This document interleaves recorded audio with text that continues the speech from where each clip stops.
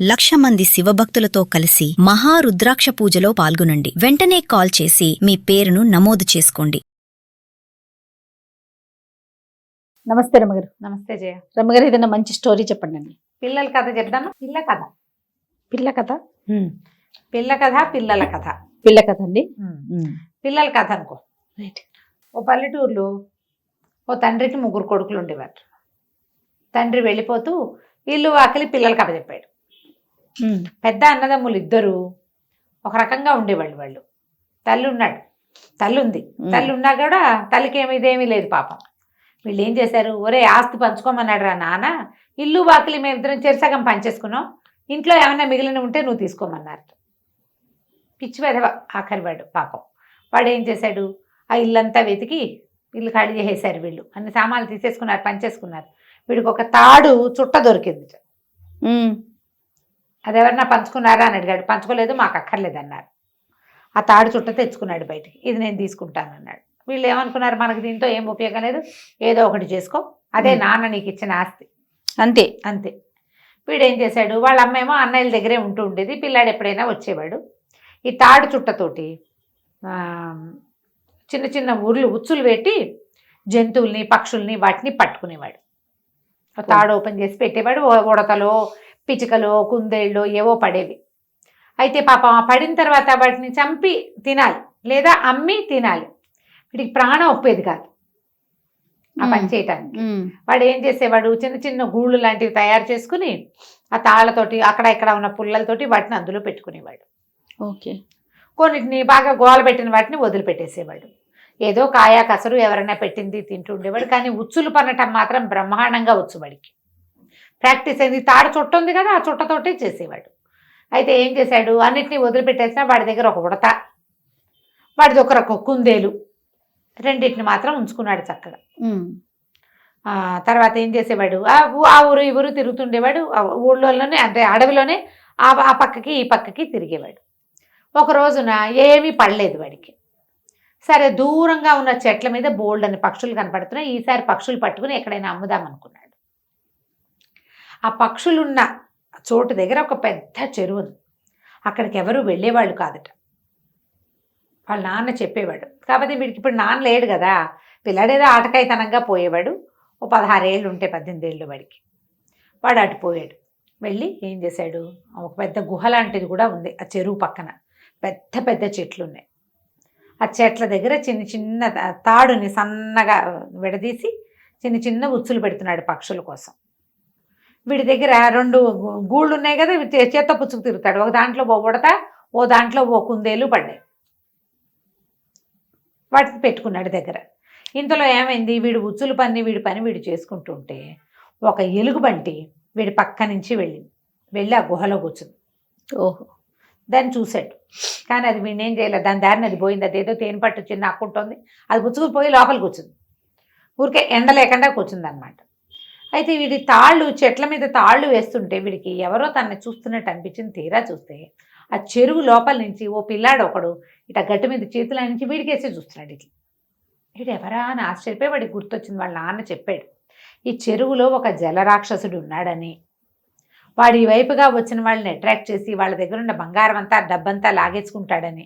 అప్పట్లో కాగితాలు లేవు కదా మనలాగా, కాయిన్స్. ఆ డబ్బంతా ఆ చెరువులో ఉంటుందని, ఆ చెరువు వాడిది, ఆ ప్రాంతం అంతా వాడిది, జలరాక్షసుడిదే. అటువైపు వెళ్ళిన జంతువులు కూడా వాడిది, అవి తినేస్తారని వాళ్ళు ఇలాంటివి కథలు విన్నాడు. బహుశా ఈ పిల్లాడు 10-12 ఏళ్ళ వాడు ఆ రాక్షసుడు తమ్ముడు కాబోలు, తమ్ముడు లేదా కొడుకు అయి ఉండాలి అని చూసి చూడనట్టు ఊరుకున్నాడు. ఓహే, ఏం చేస్తున్నావు అంటే నా పని నేను చేసుకుంటున్నాను అన్నాడు. ఏం పని చేస్తున్నావు అంటే ఉచ్చులు పెడుతున్నాను అన్నాడు. నీకు భయం లేదంటే నాకు భయం లేదన్నాడు. ఈ కుర్రాడు ఏం చేశాడు, పరిగెత్తుకుంటూ నాన్న దగ్గరికి వెళ్ళాడు. నాన్న నేను చెరువులోంచి కనపడినా వాడికి భయం లేదు. నేను మా ప్లేస్కి ఎందుకు వచ్చావంటే నా ఇష్టం అంటున్నాడు. అనేసరికల్లా ఇవాళ నాన్న అన్నాడు, వాడి సంగతి నేను ఆయన ఏదో పని చేసుకుంటూ ఆ జలరాక్షసుడు ఓ పని చేయరా, మన ఇద్దరం పందెం పెట్టుకుందామని పందెం వెయ్యి, చెట్టు ఎక్కుదామను, నువ్వు గబగబా ఎక్కేస్తావు పొద్దుపిల్లలాగా. మనిషి పిల్లాడు వాడు ఏమి ఎక్కుతాడు, నీ అంత స్పీడ్గా వాడు ఎక్కలేడు. అప్పుడు చేత్త పుచ్చుకొచ్చేసి మన చెరులో దింపేసి వాడి సంగతి నేను చూస్తా, తినేద్దామన్నాడు. ఈ కుర్రాడు 12 ఏళ్ళు, వాడి మనకు బయట ఉన్న కుర్రవాడు ఎంత ఉన్నాడు, 18 ఏళ్ళు ఉన్నాడు, 17 ఎత్తుగా ఉన్నాడు. వీడు ఇంత పిల్లాడే. ఈ రాక్షస పిల్లాడు ఏం చేశాడు, వెళ్ళి ఏంటో నువ్వేదో పని చేసుకుంటున్నావు, నీ పని అన్నావు, మన ఇద్దరం కలిసి పందెం వేసుకుందామా అన్నాడు. సరే ఏం పందెం వేయమంటావు అన్నాడు. వాడు పెద్ద చెట్టు, ఆ చెట్టు ఎక్కాలి, చిగురు కొమ్మకి ఎవరు ఎక్కుతారో ఫస్ట్ వాళ్ళు గెలిచినట్టు. నువ్వు గెలవకపోతే మా నాన్న దగ్గరికి రావాలి, నువ్వు ఓడిపోతే. సరేనన్నాడు. అనేసరికల్లా కుర్రాడు రెడీ స్టడీ అన్నాడు. స్టడీ అనగా నీకు మనవాడు అంటాడు, రాక్షస పిల్లాడేమో రెడీ అంటున్నాడు. మన కుర్రాడు అంటాడు నువ్వు నాతో పోటీ ఎందుకు, మా తమ్ముడు ఉన్నాడు బుజ్జి తమ్ముడు, వాడితో వాడు నువ్వు పోటీ పడండి అని ఇక పట్టుకున్నాడు కదా కుందేలుని, చిన్న కుందేలు కదా ఉడతని ఒక చిన్న దాంట్లో గూడు లాంటి దాంట్లో పెట్టాడు పట్టుకున్న ఉడతని. ఆ మూత ఏం కానీ అది పరిగెట్టుకుంటూ ఎక్కిపోయింది. దాని వెనకాలే మనుషుల వల్ల అవుతుందా రాక్షసుల వల్ల అవుతుందా ఉడత క్షణంలో చిగురుటాకు ఒక చిగురు కొమ్మ మీద కూర్చుని నాలుగు చూపించింది. వీడు సగం చెట్టు కూడా ఎక్కలా, ఆ లోపల వెళ్ళబోయాడు. మళ్ళీ వెళ్ళాడు. నాన్న వాడి దగ్గర తమ్ముట్ట ఇంతే ఉన్నాడు, వాడు పరిగెత్తుకుంటూ ఎక్కేశాడు నాన్న, క్షణంలో నేను సగం కూడా ఎక్కలేకపోయాను, నేను ఓడిపోయాను నాన్న, వాడు మన దగ్గరికి రాడన్నాడు. ఒరే అలా కాదురా, పరుగు పందెం పెడదామని చెప్పు, చెట్టు ఎక్కటం వద్దు, ఆ చిన్న తమ్ముడు వద్దు, ఇంకోడు కావాలని నువ్వు రా అని పిలవమన్నాడు. అనేసరికి కుర్రాడు మళ్ళీ వచ్చాడు, రాక్షస పిల్లాడు వచ్చి మన ఇద్దరం పరుగు పందెం పెట్టుకుందామా, ఎవరు ఫస్ట్ వస్తే వాళ్ళు గెలిచినట్టు, సెకండ్ వచ్చిన వాళ్ళు మా నాన్న దగ్గరికి రావాలి. సరేనన్నాడు. ఇద్దరు రెడీ స్టడీ నుంచోగానే వీడేమన్నాడు, నాకు పని ఉంది, నేను ఉచ్చులు పెట్టుకుంటున్నా కదా, మా ఇంకో బుల్లి తమ్ముడు ఉన్నాడు వాడిని పంపిస్తానని రెండో తీసి రెండో దాన్ని గూట్లో ఇంచి కుందేలుని తీసాడు. ఆ కుందేలు తీసారు కదా, అది ఒక్క గంతులో ఎలా వెళ్ళిపోతుంది కుందేలు, చూస్తూనే పారిపోతుంది. అది కుందేలు రాక్షస పిల్లాడు రన్నింగ్ రేస్ చేశారు, కుందేలు ఎక్కడికి వెళ్ళిపోయిందో కనపడలా. రాక్షస పిల్లాడు రోడ్డు మీద నుంచున్నాడు. ఇప్పుడు ఏం చెయ్యాలి? సరే మళ్ళీ వెనక్కి వెళ్ళాడు. నాన్న వాడి తమ్ముడేమో నన్ను ఓడిచ్చేశాడు, వాడు ఎక్కడికో వెళ్ళిపోయాడు, అసలు ఇంకా తిరిగి కూడా రాలేదు, ఎక్కడికి పరిగెత్తేసాడో. ఇప్పుడు ఏం చేయాలంటే కాదు కుస్తీ పడదామని చెప్పు. ఎంతైనా మనిషి పిల్లాడు అన్నం తింటాడు, ఏమన్నా కోడి మేక తింటాడేమో, వాడికి అంత బలం ఉండదు, మనమేమో మాంసం తింటాము, మనకి ఎక్కువ బలం ఉంటుంది, మన ఇద్దరం కుస్తీ పడదామని చెప్పు, కుస్తీ పట్టు, కుస్తీలో ఓడిచ్చేసి వాడిని నా దగ్గరికి తీసుకురా అన్నాడు. ఆనంగానే కుర్రాడు పైకి వచ్చాడు రాక్షస పిల్లాడు. ఓయ్ ఉచ్చులు పెడదాం మాను, మంత్రం కుస్తీ పడదాను రా, నాకు పరగొద్దు, చెట్టు ఎక్కటం వద్దన్నాడు. కుర్రాడు అన్నాడు దాందేముంది కుస్తీకి, మా తాత ఉన్నాడు ఆ గుహలో, పోయి అక్కడికి వెళ్ళి కుస్తీ పట్టిరా, మా తాతతో పట్టాక నాతో పడదుగా అన్నాడు.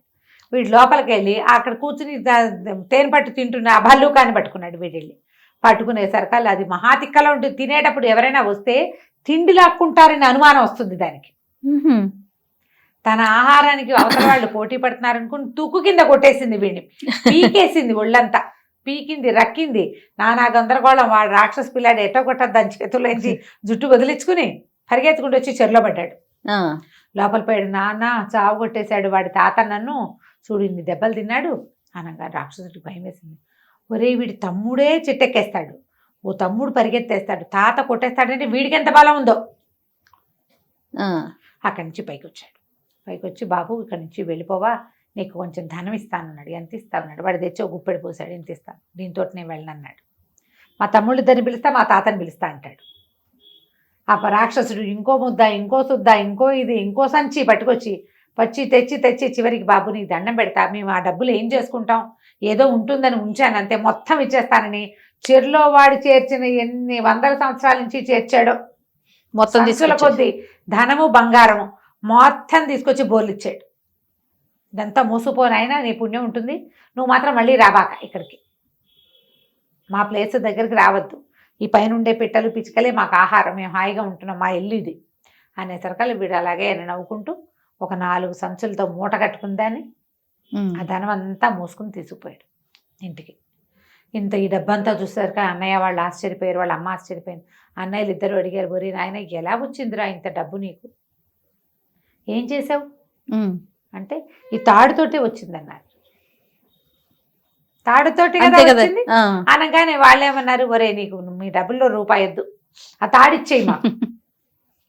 వాళ్ళు వీడు తెలివి తక్కువ వాడని వాళ్ళ ఉద్దేశం, ఎందుకంటే తమ ఇల్లు వాకిలి పంచుకున్నారు. తమ్ముడు ఒక్క తాడు తీసుకున్నాడు, వాడికి తాడుతోటే ఇంత వచ్చింది, వీడికి పిచ్చి పేదవకే ఇంత వచ్చింది అంటే వస్తుంది తెలివైన వాళ్ళకి. ఈ తాడుతోటి ఏదో ఒకటి చేసుకుంటామని తాడు పుచ్చుకుని పోయారు. వీడు హాయిగా వాళ్ళ అమ్మతోటి సుఖంగా ఉన్నాడు, హాయిగా పెళ్లి చేసుకున్నాడు, ఇల్లు వాకిలి పొలం పుట్ర కొనుక్కున్నాడు, చక్కగా చిన్న సైజు జమీందారుగా ఆ ఊళ్ళో స్థిరపడ్డాడు. వాళ్ళ అన్నయ్యలు మాత్రం మళ్ళీ కనపడలా. కథ కంచికి మనం ఇంటికి. నమస్తే. నమస్తే.